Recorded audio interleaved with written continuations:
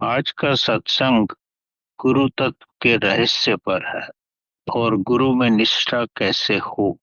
इससे पहले कि हम गुरु तत्व के रहस्य में जाएं, ये पूर्ण रूप से समझना क्या है, गुरु से हमारा तात्पर्य क्या है। गुरु कोई व्यक्ति मात्र नहीं है, गुरु एक प्रकाश है। जैसे कि बुद्ध ने कहा है, आपो दीपो भव। आप खुद भी अपना प्रकाश बन सकते हो, जो कि गुरु एक प्रकाश है। इसका मतलब ही गुरु, गु मतलब प्रकाश, जो प्रकाश की तरफ ले जाता है। वो सिर्फ आपको रास्ता दिखाता है, चलना तो आपको स्वयं ही पड़ता है। गुरु तत्व का ज्ञान बड़ा ही गहरा ज्ञान है।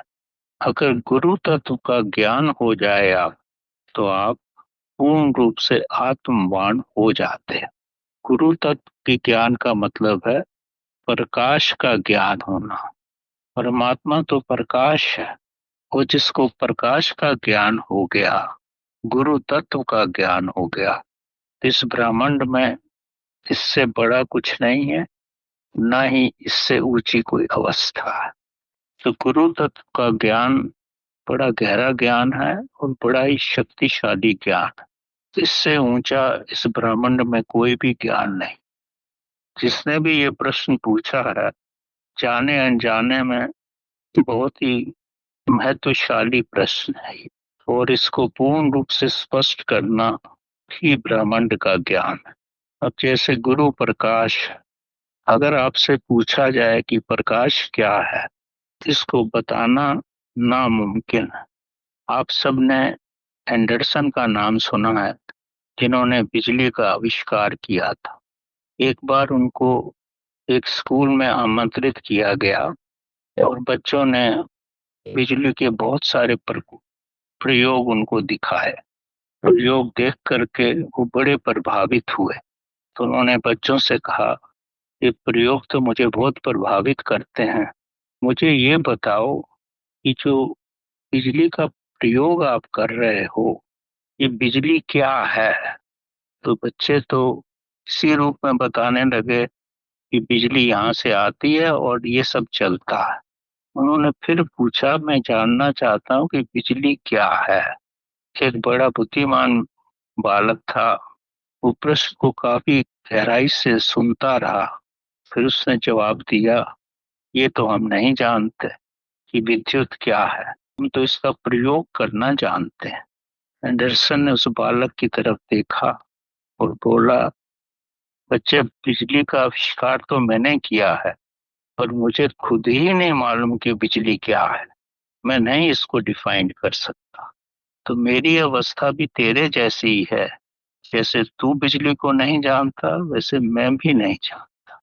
ये आविष्कार हो गया है मेरे से, लेकिन वास्तविकता में ये कैसे होता है, क्या है, ये नहीं पता। तो आध्यात्मिक विज्ञान में भी जो आध्यात्मिक प्रकाश है, प्रकाश मतलब आध्यात्मिक ज्ञान, वो क्या है और आध्यात्मिक प्रकाश क्या है, यही बेसिकली तत्व ज्ञान है। इसकी रूपरेखा आप ऐसे समझो कि हम लोग चेतना लेकर ही पैदा होते हैं। हम सब में प्रभु का बीज रूप में निवास है, और परमात्मा के बिना कुछ भी नहीं हो सकता। तो जैसे ही इस बीज रूप को हम विकसित करते हैं, जैसे माली बीज को पानी और खाद दे के पौधा बनाता है, वैसे ही हम चेतना रूपी बीज को अपनी साधना से, प्रभु से एक होकर के इसको विकसित करते हैं। इसको विकसित करने में कई जन्म भी लग सकते हैं, और अंत में ये विकसित भी परमात्मा की कृपा से ही होती है। जब ये चेतना पूर्ण रूप से विकसित हो जाती है, तो इसका आपके शरीर में पूर्ण आधिपत्य स्थापित हो जाता है। जब इसका आधिपत्य आपके अंदर स्थापित हो जाता है, तो आप अपने मन से कार्य नहीं करते, चेतना यानी परमात्मा के अनुसार ही कार्य करते हैं। और जब इस चेतना का इतना विकास हो जाता है, से निकलकर परमात्मा के मिलन की तरफ प्रस्थान करती है। ये ऐसा समझो जैसे बालक अपने पिता से मिलना चाहता है।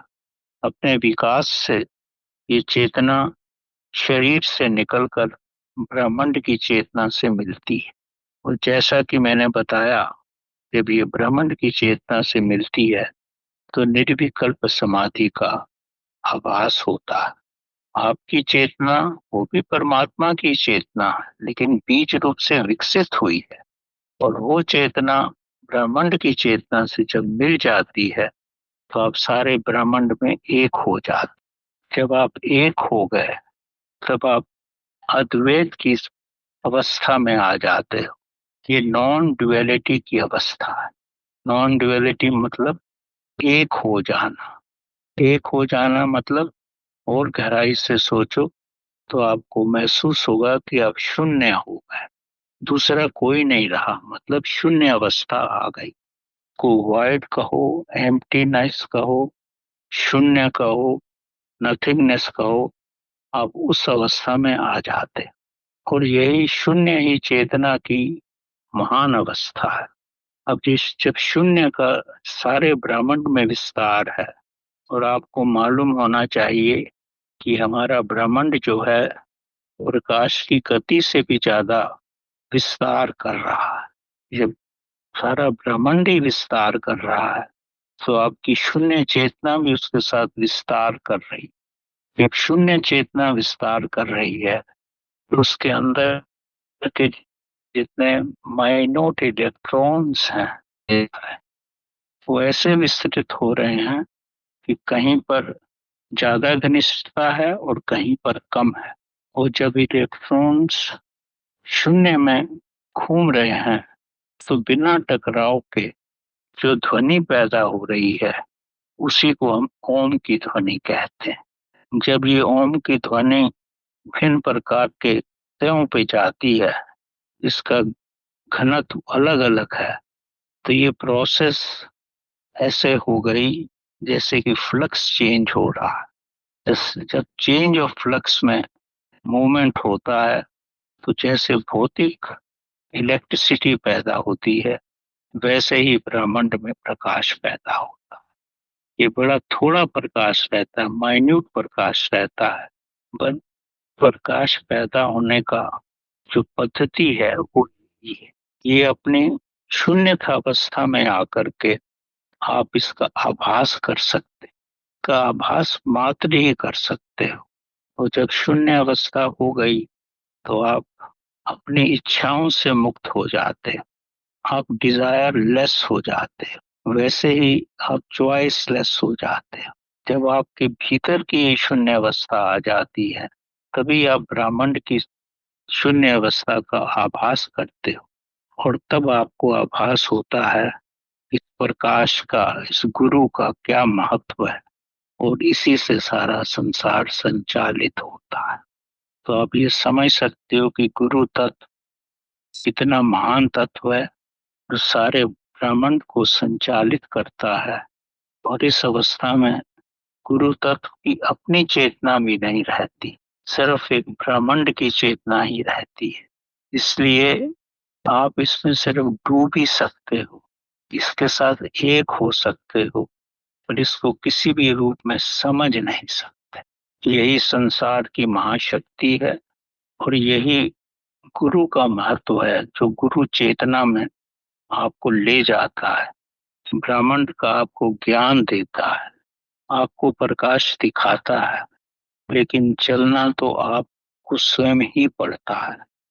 आप कैसे अपने को शून्य करो, कैसे अपने बीज चेतना का विस्तार करो, और कैसे उससे ब्रह्म चेतना से आपका मिलन हो। गुरु तत्व इस पर सिर्फ प्रकाश ही डाल सकता है, चलना आप स्वयं को ही पड़े। तो गुरु तत्व के बारे में मैं इतना ही कहना चाहूंगा। ये ऐसा ज्ञान है, इसको जीवन में समझना भी बहुत मुश्किल है, और इस पे चलना तो भगवान की कृपा से ही हो सकता। अब हम दूसरे प्रश्न पे आते हैं। गुरु का महत्व क्या है और गुरु के प्रति श्रद्धा कैसे पैदा हो। गुरु का महत्व तो आप समझ ही गए कि गुरु आपको किस लेवल पे ले जा सकता है। गुरु और अध्यापक में किसी भी रूप में कोई मेल नहीं है। अध्यापक आपको व्यवहारिक शिक्षा देता है, आपको इस योग्य बनाता है कि आप अपना जीवन यापन कर सको और संसार का जितना भी ज्ञान है वो आप प्राप्त कर सको। ये ज्ञान देने में वो अपनी आजीविका चलाता है और आपको इस योग्य बनाता है कि आप संसार में खुद ही स्वयं को संभाल सको और अपनी आजीविका चला सको। पर गुरु आपको आंतरिक ज्ञान देता है, वो आपको ब्रह्म का ज्ञान देता है। गुरु भी जीवन में शिष्य को ढूंढता है और शिष्य भी गुरु को ढूंढता है, और जब दोनों का मेल हो जाता है तो ही विस्फोट होता है। तो ही गुरु को पता लगता है कि ये उसका शिष्य है और शिष्य को पता लगता है कि इससे बढ़ के मेरा गुरु हो ही नहीं सकता। इस संदर्भ में अष्टवर्क से बढ़ कर के दूसरी कोई कथा नहीं। अष्टवर्क और जनक जो उनके एक ही शिष्य थे, उनकी कथा बड़ी महत्वशाली है और आपको पूर्ण रूप से प्रेरित करेगी। उनका शरीर 8 जगह से मुड़ा हुआ था। ये सब भी उनके पिताजी के कारण ही हुआ। मैं उस कथा में ना जा करके आपको ये बताना चाहूंगा कि जब अष्टावर्क 10 साल के बालक थे तो एक बार उनके माताजी ने बोला, काफी विलंब हो गया है, अभी तक पिताजी राज दरबार से वापस नहीं आए, जाके मालूम करो कि क्या हो रहा है। तो ये 10 साल का बालक जनक के दरबार में जाता है। जनक अपने सिंहासन पे हैं और चारों तरफ महाज्ञानी बैठे हुए हैं और धर्म की चर्चा हो रही, ब्रह्म की चर्चा हो रही। जैसे ही अष्टवर्क दरबार में प्रस्तुत होते हैं, उस बालक को देखकर सब हंसने लगते हैं और ब्रह्म चर्चा भूल ही जाते हैं। लेकिन जनक शांत बैठे रहते। जब सब उस बालक को देख के हंसने लगे तो बालक ने बड़े निर्भय रूप से जनक को कहा कि इन चमारों के साथ बैठ करके तू कोई ज्ञान चर्चा कर रहा। इन चमारों को ये भी पता नहीं कि प्रकाश क्या होता है। ये तो मेरे 8 जगह से मुड़े हुए शरीर को देखकर मेरे चर्म को देख के हंस रहे हैं। इनको मेरी आत्मा नजर नहीं आती, इनको मेरी आत्मा नजर नहीं आती, मेरे अंदर ब्रह्म का निवास नजर नहीं आता। तो ये ब्रह्म की चर्चा क्या करें। तो अपना समय इनके साथ खराब कर। ने ब्रह्म ज्ञानियों को जो वहां बैठे थे उनको चमार कहा। उसने चमार मीन्स शू मेकर, उनका ये कहना ही था। तो सभा तो सब शांत हो गई, सभा तब तितर बितर हो गई। अष्टवर्क के जो पिताजी यथार्थ में सभा में कुछ हारने की अवस्था में थे, सब समाप्त हो गया और सब चले गए।